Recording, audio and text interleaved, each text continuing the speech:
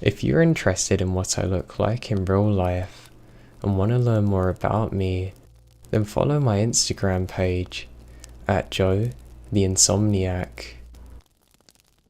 A long time ago, I used to scuba dive with my college buddies.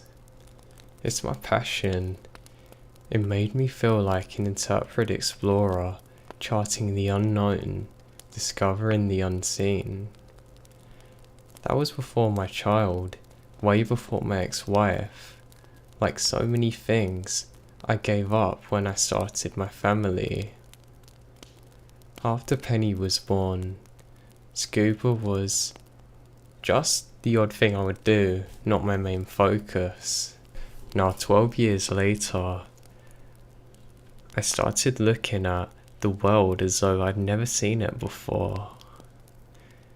I could resume the activities and hobbies I'd abandoned. Scuba diving was at the top of the list.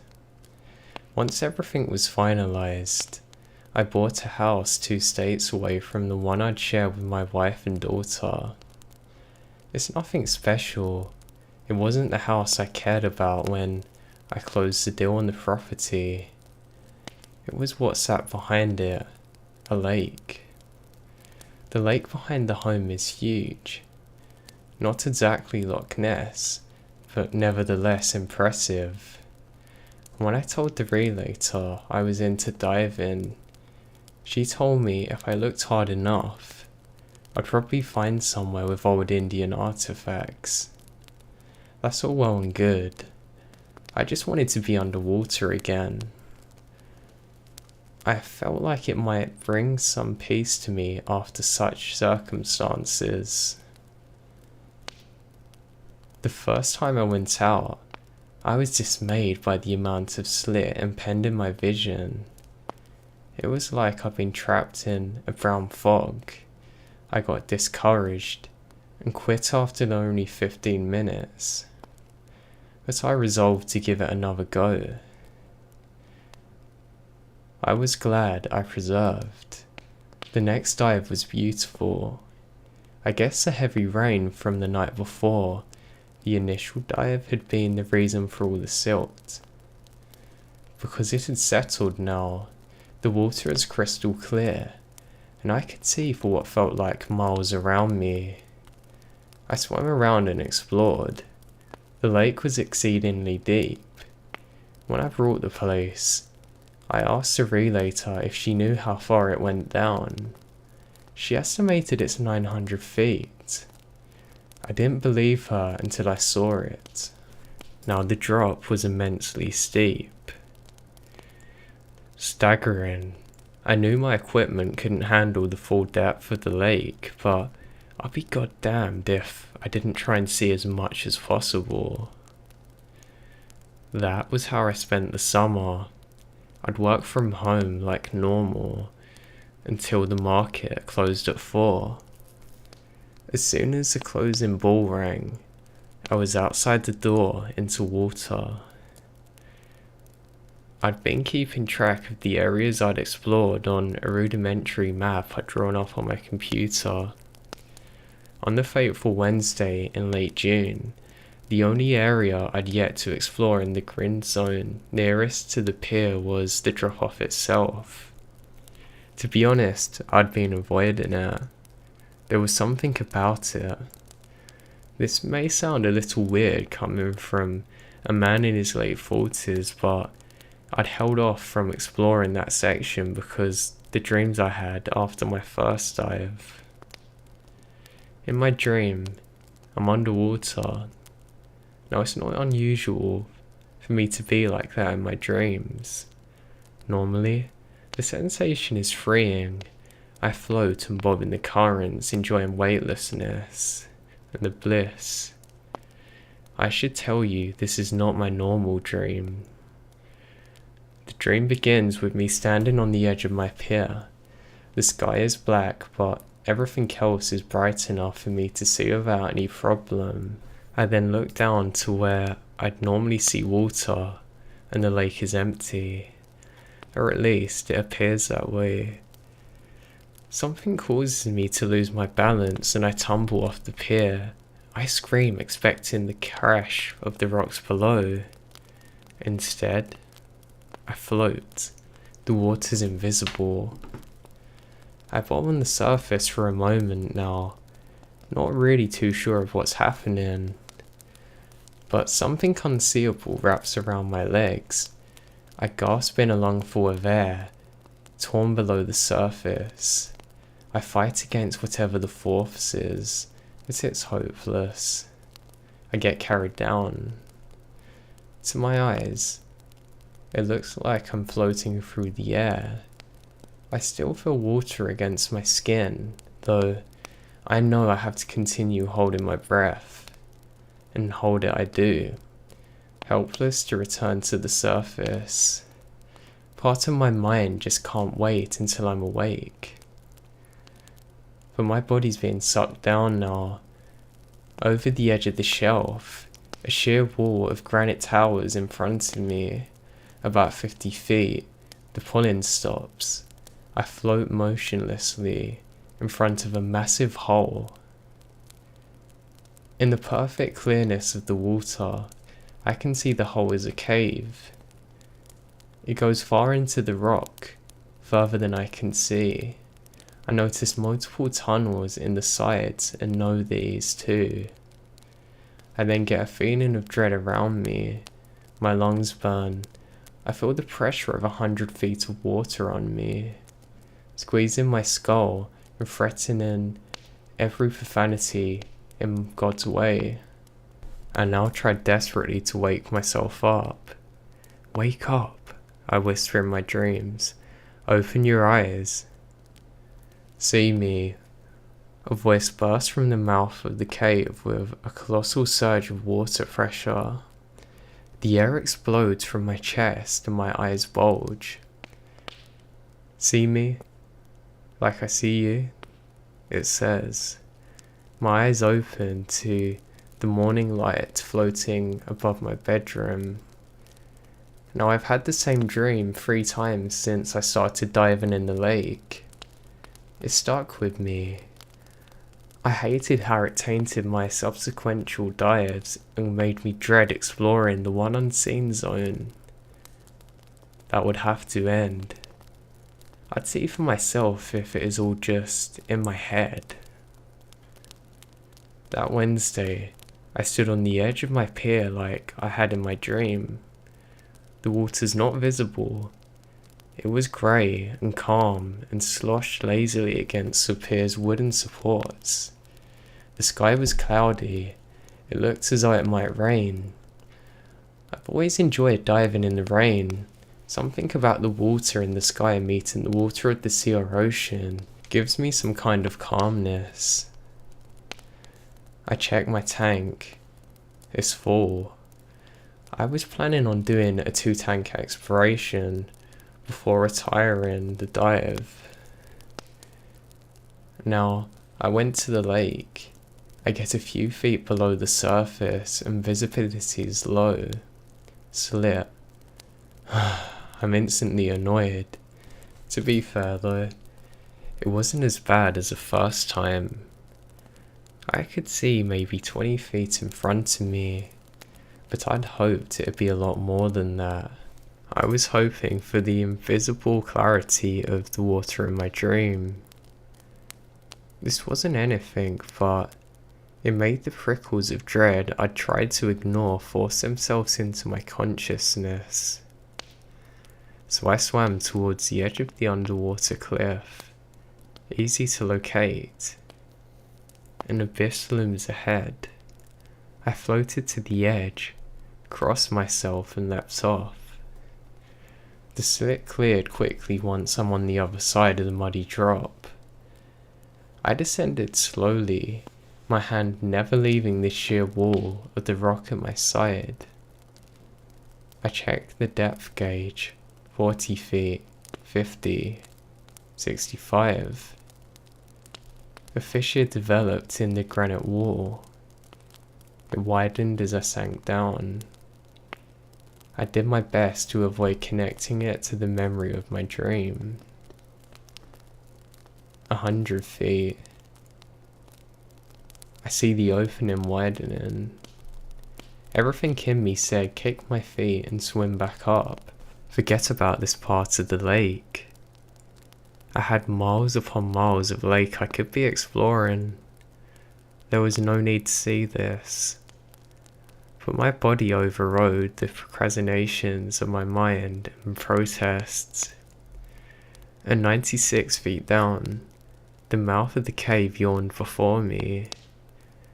There's nothing I can do but stare with disbelief at the gaping hole in the rock. I had no reason to know of its existence. Dreams shouldn't always be followed. They don't convey new information. I'd never been here before. Well, never physically. My mind reminded me. I was helpless to ignore the message in the little reminder. No, I'd never been there physically, but mentally, I had, somehow. Just do it, I thought. See what it's about. The hatred I felt for myself for betraying my better intentions is now profound. I knew I'd obey the betrayal. Curiosity always won out of everything on me. I aimed my body at the center of the cave and kicked. I switched my headlamp on. The ghostly beam illuminated the lifeless walls. 100 feet in, I thought back to all the warnings I'd heard from diving instructors. Never explore caves on your own. You will die, and they emphasize will, as if it's a foregone conclusion. Like the person to discover a cave always dies, like it was a law. By now, I'm already 200 feet in. I would have sworn the water was brighter. I'm now 300 feet in. I realized it's really brighter. Brighter probably isn't the word. Clearer better suits it. Maybe becoming invisible, my mind interjected. 400 feet in. I can't deny it. The water's invisible. I look back at the mouth of the cave. The enormity of it really struck me. I checked my air. Half an hour. I left in 10 minutes. I'd have to swig for maybe 20 minutes and come back. Because if I didn't leave right away, I'd probably run out of oxygen. Don't go yet. Just a little deeper. More betrayal. My flippers pushed me ahead. The walls of granite were pockmarked here. It appeared as though each hole was a separate branch, disappearing deeper and deeper into the cave. I imagined myself getting stuck in the narrow walls, struggling and screaming until my air bled away. 500 feet. An expanse opens above me. Now I'd reached the top of a colossal chamber. Thanks to the invisibility of the water, even though it's dark, my light shone hundreds of feet down, never even reaching the bottom. Maybe it's time to turn around, my mind suggests, in the first hint of sense it had made. I obeyed, beginning to turn. Then, something in the water changed. I felt the pressure shift, as if something had pushed an enormous amount of water out of the way. I turned back towards the chamber. See me, like I see you. Before I even saw what made the sound, I screamed around my mouthpiece. The voice was so loud. It was a sound like nothing I've ever heard before, except for the dream. Except for my dream. My headlamp illuminated a creature of massive bulk and impossible proportions. See me? Paralyzed with primal horror, I trained my eyes to it. It shimmered and shifted like an erratic eel. at the same time remaining in the same place. See me. My head spun. The creature was the embodiment of expansion and collapse. Boulder-sized clusters of eyes would open, bulging outwards, popping out of existence like soap bubbles. Mouths gaped and inverted in the same instance, pinching into geometries that caused pain to erupt behind my eyes. See me like I see you? I reacted, screaming again. I was wasting so much oxygen. I look and I've only got 3 minutes left. See me like I see you, it said again. The water pressure shifted again with a hideous jolt. I felt my sinus and bladder and bowels contract and release. A coiled spiral of mess. Now this thing tore through the water in my direction before I could move. It had split into multiple thinner coils, penetrating my nose and eyes. Everything goes black. I felt the coils corkscrew behind my eyes, packing my sinuses. I screamed. I took a deep breath. Nothing came out. It's the end. My end. See me like I see you, it said again. The blackness evaporates. I gasp, expecting water to fill my lungs. No, there's no water, just air. I look around. I float in the chamber. The water's still invisible. The darkness is gone. Everything's bright. My panic, still near its peak, had gone again, and taken the back seat to fascination and curiosity. I could see the creature in front of me without experiencing any pain or disorientation now. I had underestimated its enormity. What I'd seen before was only its topmost position. Below, previously hidden by the darkness, was a thick, tube-shaped body reaching 1,000 feet down to the cave floor, as its base was webbed. I try and blink. My eyelids flustered. I felt them turning. Something's drilling into my head. It repeats the same phrase. Impelled, I gaze at it. Its angles are foreign to me, as if it was occupying physical dimensions I'd never before encountered, dimensions my brain wasn't wired to process. The world drops beneath me. I stared at the creature against the backdrops of the dense stars and glowing nebula, the voice illuminating us. It was even harder to not see how big it was in this new setting, its bulk stretching beyond the line of sight. I now see a cosmos before me. I saw a planet with a yellow atmosphere. We travel, it says. Before I could register the words, the view had changed. We hovered under a yellow sky. I can see Mercury erupting below us in conjunction with liquid metal. The light beyond bathed my vision. It's a star. It burst to a supernova. Please, stop, I said. I could tell by the change in pressure that we're back in the cavern. The water was black and impenetrable. I couldn't see the beast looming ahead of me, although I could still feel its coils. What happened? What are you? Please. It said 2 for 1. I was very confused. A light burst in the direction of the creature. The coils pulled me towards it. Its flesh had actually split now, and I peered inside. It was filled with bones and carcasses. They looked as though there had been parts that had been there for an eternity. A dull sense of realization bloomed over me.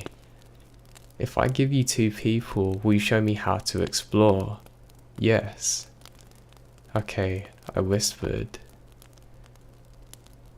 I feel the coils straighten themselves out back towards the cave. I reach the mouth, eventually swimming far enough upwards that I'm at the surface. I feel no pain now, only a sense of emptiness. I pull myself to shore and look around. It was almost dark. I walked to the home, letting myself in, exhausted. Ignoring the confusion and hunger I felt, I go to bed. My dreams are of the stars.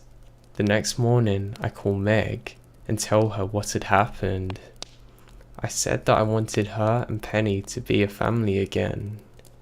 It's been 8 months. Meg and Penny moved into the house with me after Christmas. Every night that I go to bed, I'm granted visions of the galaxies that I'll see. Everything I'll see. Penny and Meg had their first scuba lessons on our trip to Jamaica in January. They loved it. Once the waters warm up in the lake behind the home, I'll give them more lessons. I know they'll be amazed when they see the cave. As for what waits inside, they'll learn it too like I did.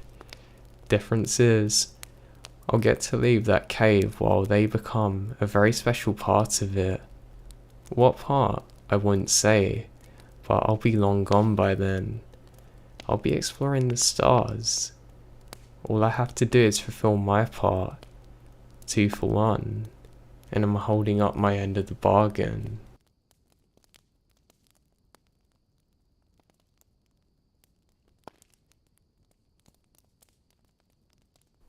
I have always been a bit of an adventure junkie, whether it's jumping from a plane at 16,000 feet, or a simple hike with a dear friend.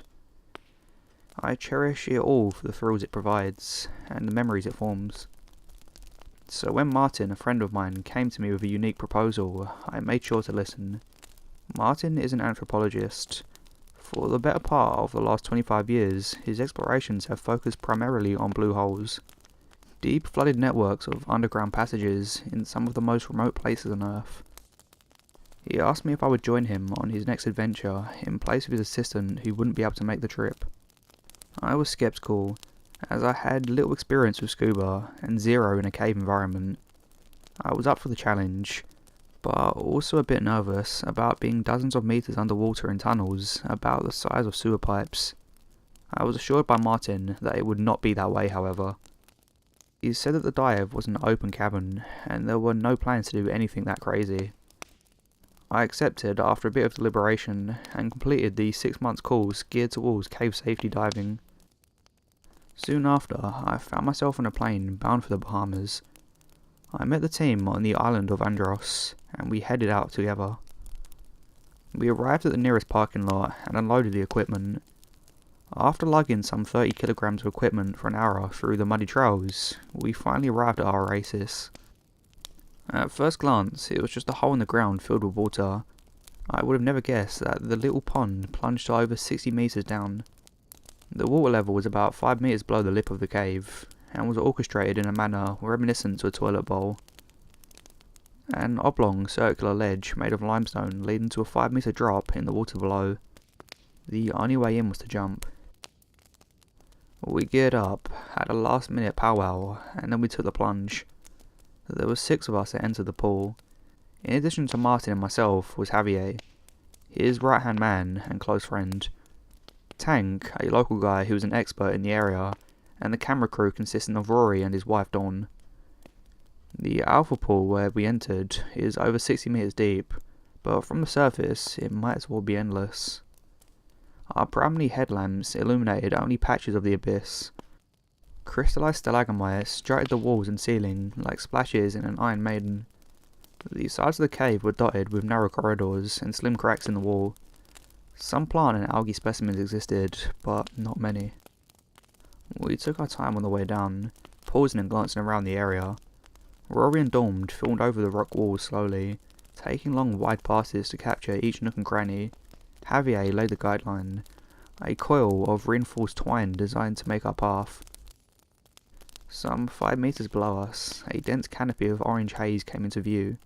The coloration was due to the presence of hydrogen sulfide.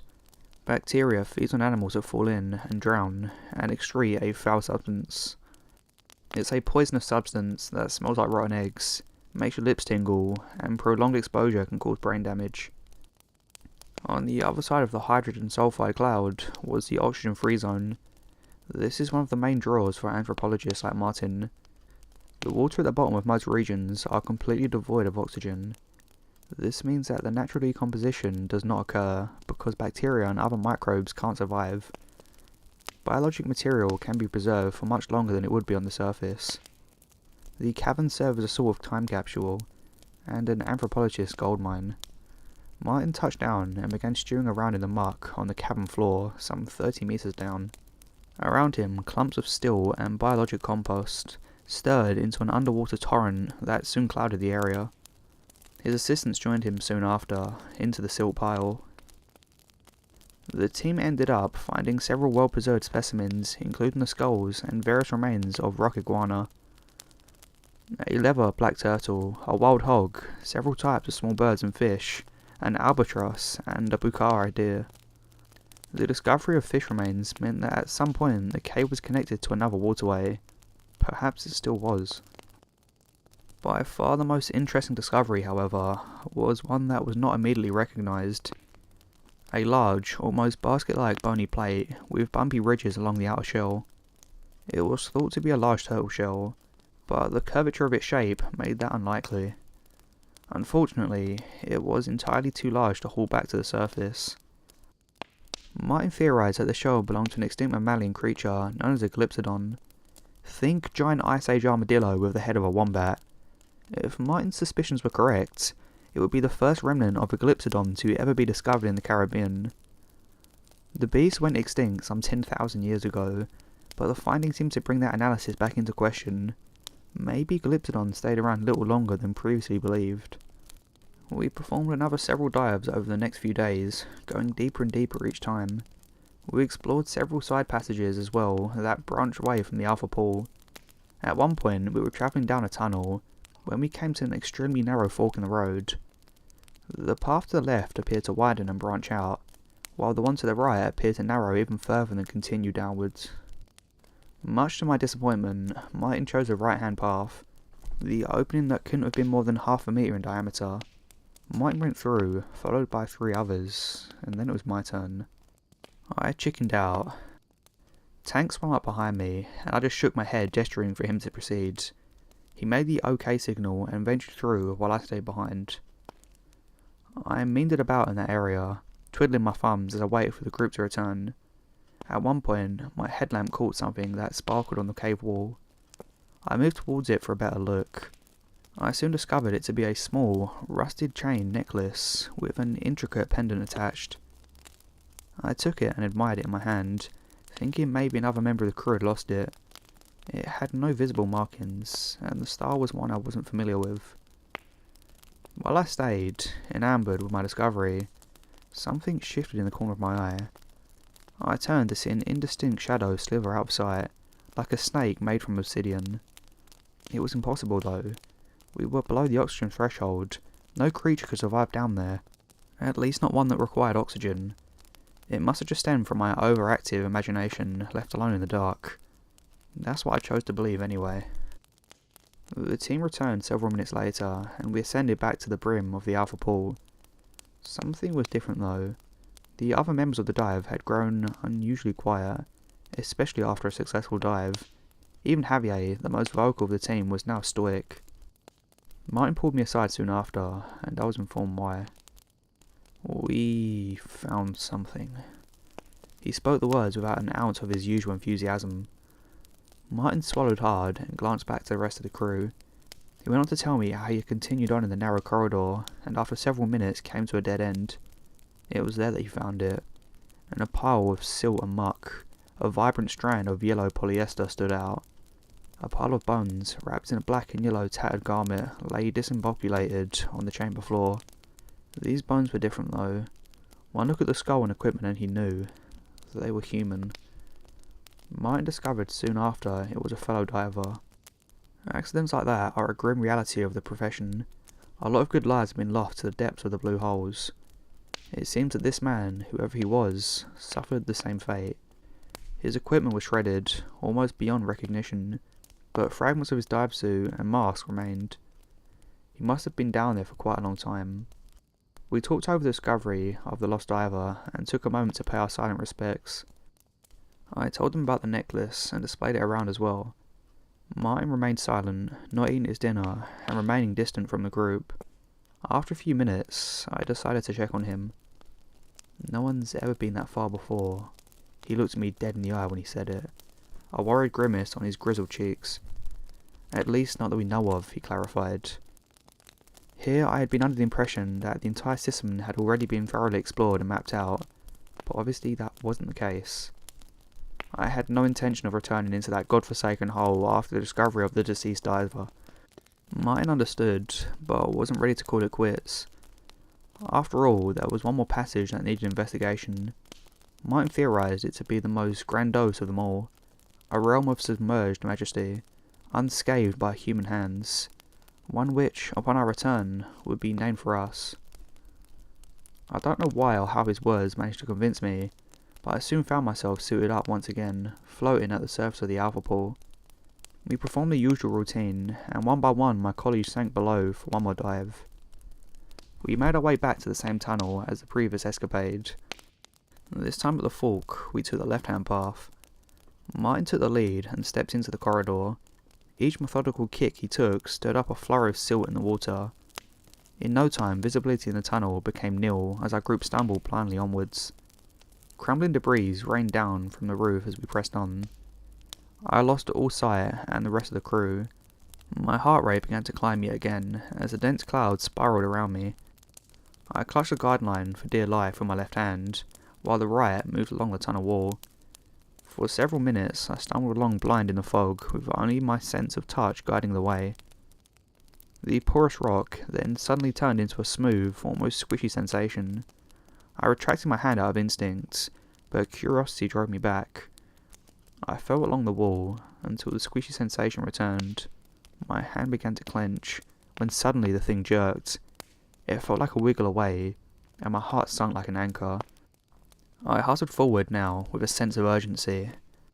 I bumped my head several times as I moved, but finally the dense fog dispersed, and I emerged from the fog, only to be met with an empty chasm of endless black that stretched beyond sight in every direction.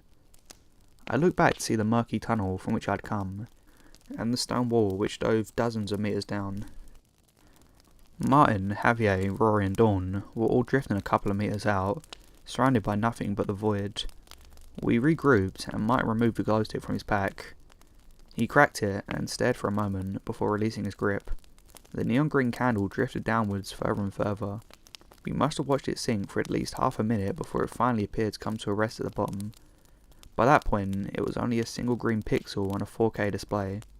It must have been hundreds of metres deep. The light then vanished entirely, likely snuffed out from the immense pressure below. We lingered for a moment, waiting for Martin to decide on a plan. A muffled squeal then escaped Dawn's lips, with a flurry of bubbles. We turned to Dawn to see her frantically tapping Rory and pointing downwards.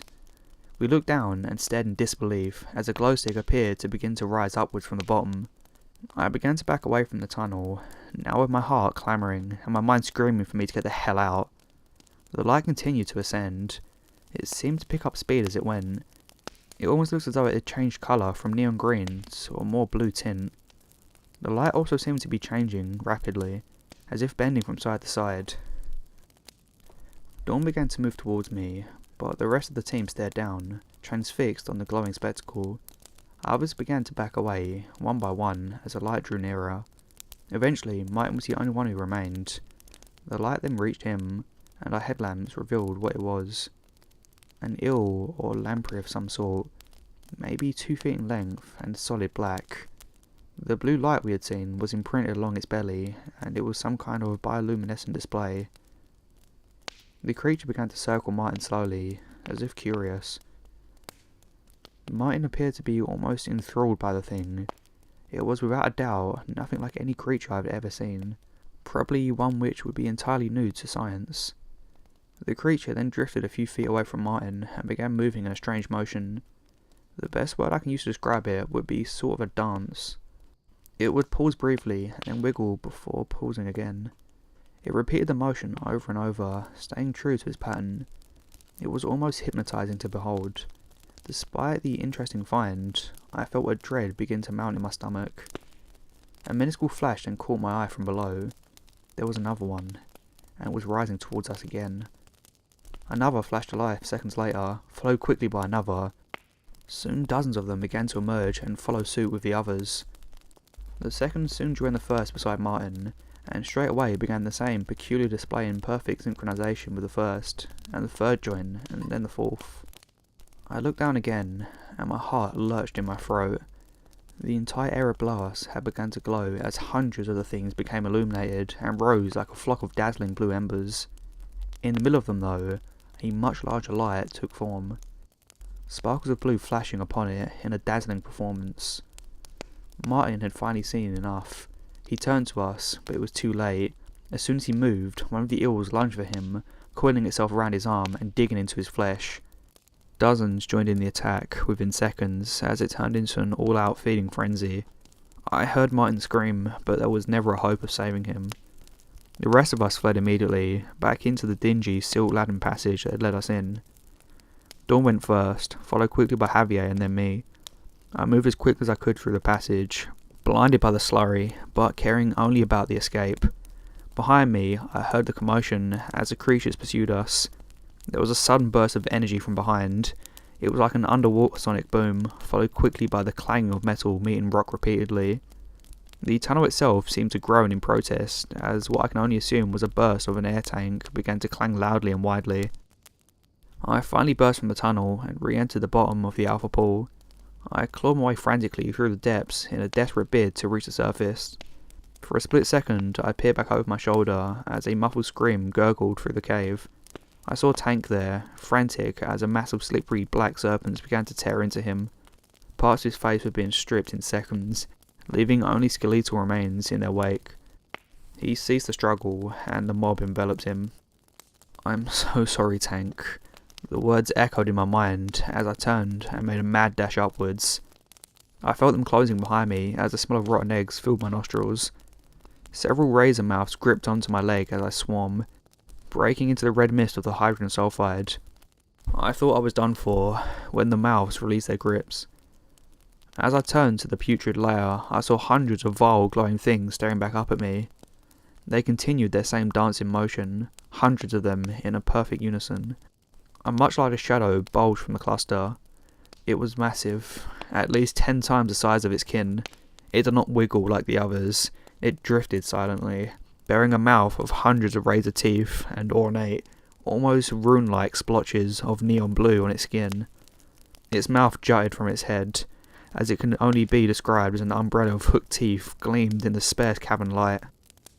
I could see its hunger. I could sense it, but something else too.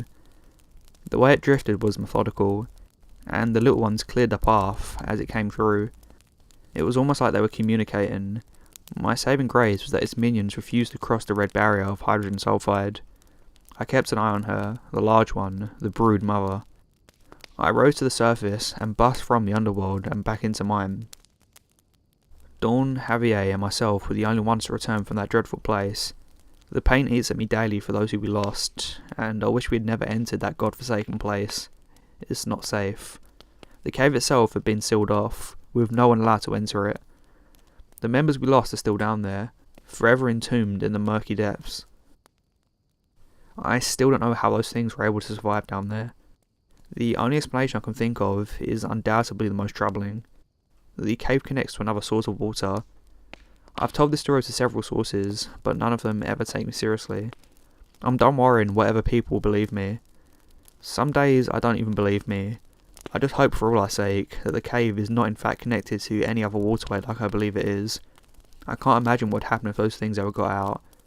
Needless to say though, I don't think I'll be planning another cave diving trip anytime soon.